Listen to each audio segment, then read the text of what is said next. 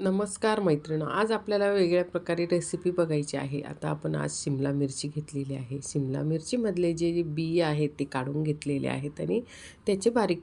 तर इथे तव्यावर थोडेसे शेंगदाणे भाजलेले आहेत. तर थोडे शेंगदाणे मी जास्त भाजलेले आहेत. इथे शिमला मिरचीचे असे बारीक तुकडे करून घेतलेले आहेत. कांदा घेतलेला आहेत आणि आलं अद्रक लसूणची पेस्ट आणि इथे शेंगदाण्याचा बारीक कूट. तर आता आपण छान असे भाजी तयार करणार आहोत आणि अगदी सोप्या पद्धतीने. आणि शिमला मिरचीची भाजी अशा पद्धतीने जर केली तर खूप सुंदर आणि टेस्टी लागते. तर आता आधी इथे गॅसवर आपण कढई ठेवली. कढईमध्ये तेल टाकलेलं आहे.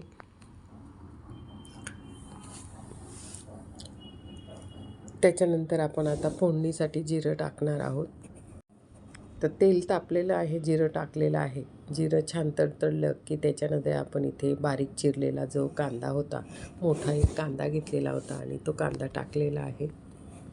कांदा छान परतू देणार आहोत. गुलाबी रंग होईस्तोपर्यंत आपण हा कांदा परतू देणार आहोत.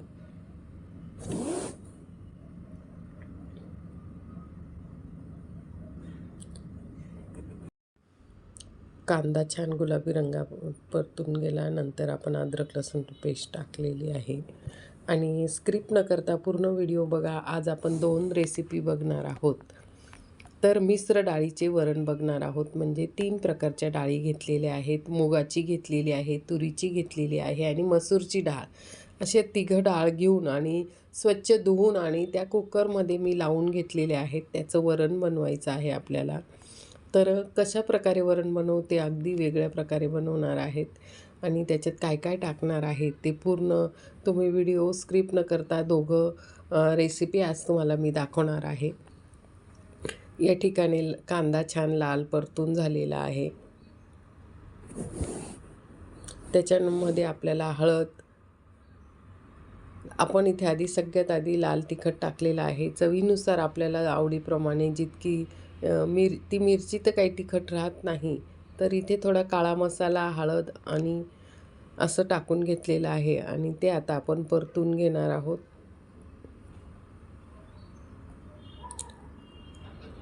बघा, ते असं थोडंसं परतून घेतलं आणि पूर्ण थोडंसं पाणी टाकून आणि ते आणखीन मसाला आपण परतून घेतला होता थोडा वेळ.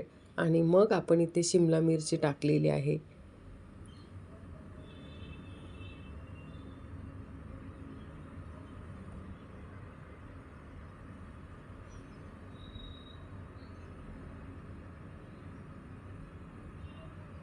शिमला मिरची टाकून आपण थोडंसं मीठ टाकून ठेवलेलं आहे आणि ते असं 5 मिनटं झाकून ठेवणार आहोत आपण.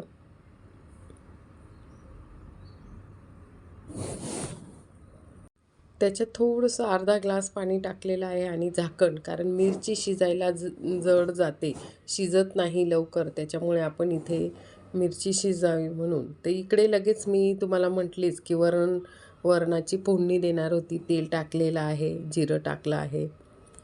आता आपण इथे मिश्र डाळीचं वरण करणार आहोत, छान असं आंबट गोड.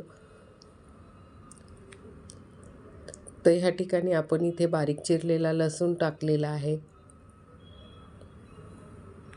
लसूण छान हे झाला की आपण इथे मिरची टाकलेली आहे.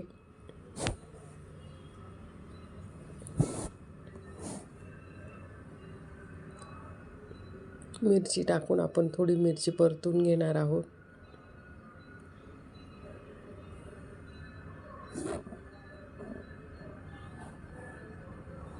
तर मी डाळी शिजतानाच काय करत असते की त्याच्यात एक टमाटा टाकून ठेवते की टमाटा हा छान असा शिजला जातो डाळींबरोबर.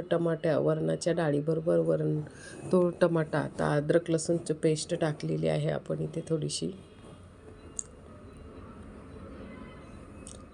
तर वरणाच्या डाळीबरोबर तो टमाटा छान शिजला जातो. त्याच्यात थोडंसं मीठ टाकून ठेवते, हळद टाकून ठेवते आणि छान ही डाळ शिजवून घेते. मिरची छान परतू देणार आहोत आपण आता.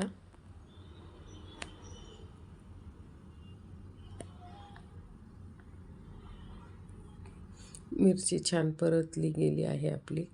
मिरची छान परतत होती तोपर्यंत आपण इथे आमसूल आहे ना, थोडंसं असं आमसूल वाटीत घेतलेलं होतं आणि ते भिजवून ठेवलेलं आहे एका बाजूला.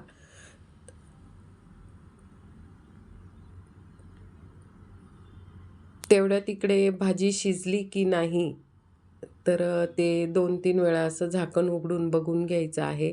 आणि ते भाजीचे जे शिमला मिरची ते हाताने दाबून बघायची की ती शिजली का नाही असं तिला, कारण ती थोडीशी जाड असते त्याच्यामुळे तिला शिजायला वेळ लागत असतो.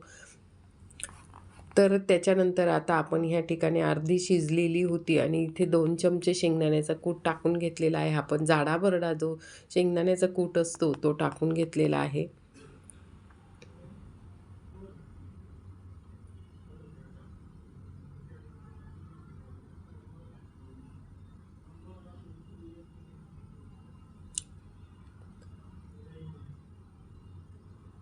बघा अशा पद्धतीने आपण इथे आणखीन परत एकदा मी शेंगदाण्याचं कूट टाकून आणि ती शिजवून आणखीन आपली थोडीशी कच्ची होती, तर 80% शिजली होती, थोडीशी शिजायची होती. तर परत आपण इथे मला थोडा शेंगदाण्याचा कूट कमी वाटला तर मी अजून परत त्याच्यात टाकून दिलेला आहे.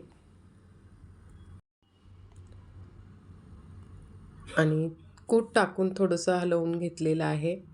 आणि आता आपण परत त्याच्यावर थोडंसं झाकण ठेवणार आहोत आणि जोपर्यंत ती शिजत नाही तोपर्यंत आपण बघा अशा पद्धतीने इथे झाकण ठेवलं.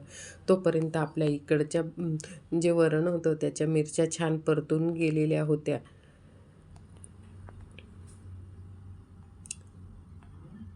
हे बघा मिरच्या छान परतल्या होत्या आणि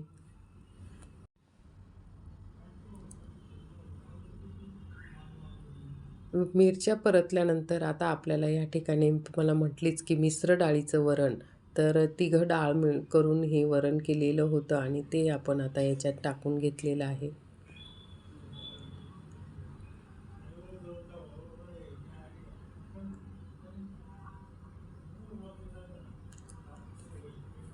तर आता आपण याच्यामध्ये मला थोडी हळद कमी वाटली तर थोडी हळद टाकून घेतलेली आहे. थोडा हिंग टाकलेला आहे. हे बघा थोडा हिंग टाकलेला आहे, हळद टाकलेली आहे. हिंग टाकल्याने वरण हे पचायला हलकं जातं आणि हिंगाची चव पण खूप सुंदर येते. अशा प्रकारे आपण इथे त्याच्यात सगळं वरणामध्ये टाकलेलं आहे आणि ते 5 मिनटं उकळी असतो. छान असं वरण उकळलेलं आहे. इकडे भाजीसुद्धा आपली उकळून तयार झाली. तुम्हाला माझी रेसिपी आवडली असेल तर लाईक, शेअर, कमेंट.